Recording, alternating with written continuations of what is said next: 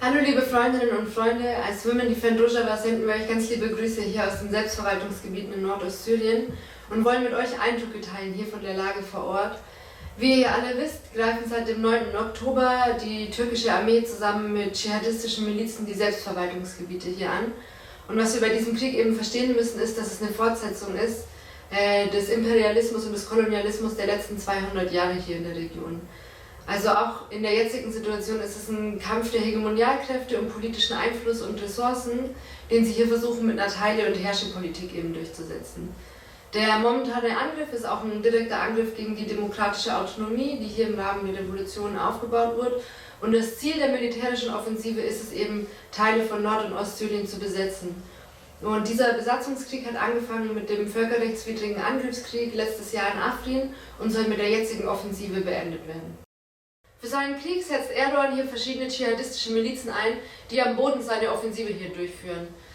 Dazu gibt es verschiedene bewaffnete Gruppen, die in der Syrian National Army zusammengefasst sind und die Erdogan auch extra für diese Offensive hier aufgebaut hat. Und von denen sind schon viele vorher durch Kriegsverbrechen bekannt. Und das, was wir hier von vor Ort berichten können, was seit dem 9. Oktober passiert, ist, dass sowohl die türkische Armee als auch die dschihadistischen Söldner hier wirklich systematisch Kriegsverbrechen durchführen. Erdogans Besatzungsgruppen haben verschiedene Videos in Umlauf gebracht, wo zu sehen ist, wie Kriegsgefangene hingerichtet werden. Außerdem werden auch gezielt medizinische Einrichtungen und medizinisches Personal angegriffen. Es gab einen Ambulanzwagen, der gerade auf dem Weg war, um Verletzte zu helfen, wo die Mitarbeiterinnen entführt wurden und danach auch getötet wurden.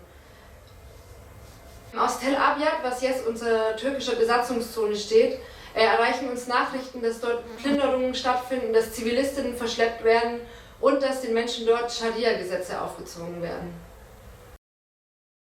In diesem Krieg sind auch speziell Frauen zur Zielscheibe geworden von grausamen Angriffen, so zum Beispiel die Co-Vorsitzende der syrischen Zukunftspartei Hevrin Khalef, die, als sie im Auto unterwegs war, in einen Hinterhalt von dschihadistischen Milizen gekommen ist, die sie dann an den Haaren heraus aus dem Auto gezerrt haben, gefoltert haben, ihr Beine gebrochen haben und aus nächster Nähe mehrfach in den Kopf und Rücken geschossen wurden. Es gibt einen Autopsiebericht dazu, der sagt, dass eben die Kopfhaut auch abgerissen wurde, als sie aus dem Auto gezogen wurde und sie gefoltert wurde, bevor sie hingerichtet wurde. Ein weiterer Fall ist die Misshandlung des Leichnams von der jepische Kämpferin Amara Renas. Da ist auch ein Video in Umlauf gebracht worden, wie eben türkeitreue Milizen auf dem Leichnam der Kämpferin rumtreten. Und das aktuellste Beispiel ist die Entführung von Çiçek Kobane. Das ist auch eine jepische Kämpferin, die lebend in die Hände von pro-türkischen Milizen gekommen ist und woraufhin mehrere Videos in Umlauf gebracht wurden, wie man eben Dschihadisten sieht, die mit Allahu Akbar rufen, wirklich jubelnd um die Freundin Çiçek herumstehen und ihr androhen, sie zu schlachten, beziehungsweise ihr androhen, dass sie jetzt schon sehen würde, was mit ihr passiert. Wir sehen praktisch, dass die Widerwärtigkeit von diesen Angriffen, die hier stattfinden, auf eine Mentalität zurückschließen lässt, die Frauen, Frauenkörper und auch ein Land als etwas sehen, was man besitzen kann, was man an sich reißen kann, was man zerstückeln kann. Und dass das auch eine Message senden soll an alle Frauen, die Widerstand leisten. Und zwar will der Feind damit sagen, so, wenn ihr Widerstand leistet, dann wird es euch genauso gehen. Und damit wird halt gezielt versucht, auch den Willen von Frauen zu brechen. Durch die türkische Militäroffensive kommt es hier auch zu einem Chaos, das der Islamische Staat für sich nutzt. Es ist eigentlich das eingetreten, vor dem immer gewarnt wurde, in dem gesagt wurde, wenn die Türkei angreift, dann kann sich der IS hier reorganisieren. Was wir hier beobachtet haben, ist, dass die türkische Armee gezielt Einrichtungen angegriffen hat, in denen Islamischer Staat Gefangene sich befunden haben und die dadurch fliehen konnten. Also es wurden zum Beispiel Autobomben neben Gefängnisse detoniert, die dann zu einem Chaos geführt haben, es sind Gefangene geflohen und auch in den Camps, in denen sich IS-Anhänger befinden, gab es Aufstände, es ist zu Gewaltausbrüchen gekommen und es konnten viele IS-Kämpfer fliehen, die sich natürlich jetzt organisieren, neue Anschläge verüben und genau das eingetreten ist, von dem eigentlich alle gewarnt haben, dass sich der IS gerade in dieser Kriegssituation wieder neuen Aufschwung bekommt. Der Krieg wirkt sich direkt auf die Zivilbevölkerung hier aus. Es sind Hunderttausende von Menschen aus den Kriegsgebieten geflüchtet und kommen jetzt in Schulen und in Moschees unter oder müssen teilweise in Parks schlafen. Der türkische Staat hat außerdem gezielt Infrastruktur angegriffen, wie zum Beispiel eine wichtige Wasserversorgungsstelle. Und jetzt sind gerade akut Tausende von Menschen davon betroffen, keinen Zugang zu sauberem Trinkwasser zu haben. Außerdem sind aufgrund von der schwierigen Lage viele NGOs hier abgezogen. Das heißt, die Hilfe, die vorher da war und die jetzt eigentlich noch dringender gebraucht wurde, fehlt auch. Das, was hier gerade stattfindet, können wir eigentlich nur mit einer humanitären Katastrophe beschreiben. Dieser Krieg richtet sich gezielt gegen die Zivilbevölkerung. Es werden zivile Nachbarschaften angegriffen, es wurde ein ziviler Konvoi bombardiert, bei dem 11 Leute ums Leben gekommen sind. Und insgesamt sind seit dem Start der türkischen Offensive am 9. Oktober über 200 Zivilisten getötet worden. All diese Kriegsverbrechen, das macht es eigentlich klar, dass es so aussieht, wenn eine NATO-Armee Krieg führt.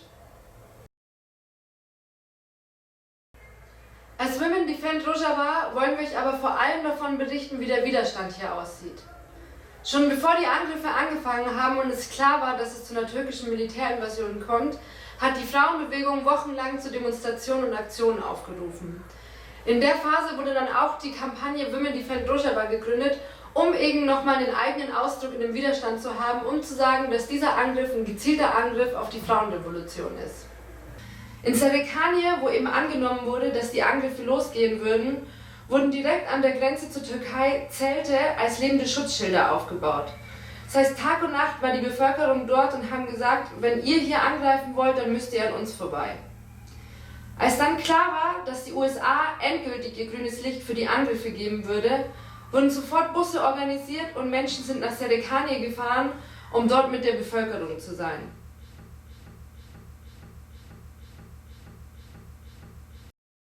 Der Widerstand hier geht wirklich von Frauen aus, sowohl militärisch, wo die Frauen der Yepesche Widerstand gegen die Besatzertruppen leisten, als auch in allen anderen Bereichen. Es finden weiterhin Massendemonstrationen und Aktionen statt und überall dort sind auch Frauen an vorderster Front vertreten. In Gegenden nahe der Gefechte, aus denen Teile der Bevölkerung fliehen, sind es oft Frauen, die sagen, nein, wir bleiben bis zum Schluss, wir verteidigen hier unser Land, weil sie eben wissen, was türkische Besatzung für Frauen bedeuten würde. Und deswegen sind es vor allem die Frauen, die wirklich total entschlossen sind, hier Widerstand zu leisten. Außerdem haben wir beobachtet, dass gegen diese schmutzigen Spiele der Imperialkräfte, die halt versuchen, die Völker der Region gegeneinander auszuspielen, eine wirklich große Einheit im Widerstand vorhanden ist. Wenn wir auf Demos gehen, dann sind dort arabische Frauenorganisationen, Armenierinnen, Suryoye, Christinnen und Muslime, und alle zusammen sind auf der Straße und sagen, wir haben dieses Land nicht vom IS befreit, um es der türkischen Besatzung zu übergeben. Dass die Rojava-Revolution wirklich weltweit zur Hoffnung geworden ist, können wir auch daran sehen, wo überall Proteste ausgebrochen sind.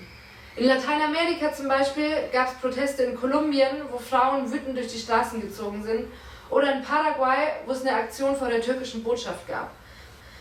Nicht nur in allen 4 Teilen Kurdistans, sondern auch im Mittleren Osten generell gab es massenhaft Demos und Proteste, wie zum Beispiel im Libanon. Auch Frauen aus Afghanistan haben uns ihre Solidaritätsbekundung geschickt und wir sehen, dass überall Frauen auf die Straßen gegangen sind. Natürlich gibt es in Europa auch massenhaft Proteste und verschiedene Aktionsformen, die entweder direkt die Kriegsmaschinerie zum Stillstand bringen wollen oder eben auf andere vielfältige Weise ausdrücken wollen, dass diese Revolution das ist, was wir verteidigen müssen. Was für uns sichtbar ist aus diesen Protesten ist, dass das, was in Rojava erkämpft wurde, wirklich weltweit eine Perspektive geworden ist für eine Gesellschaft jenseits von Patriarchat, Staat und Nationalismus.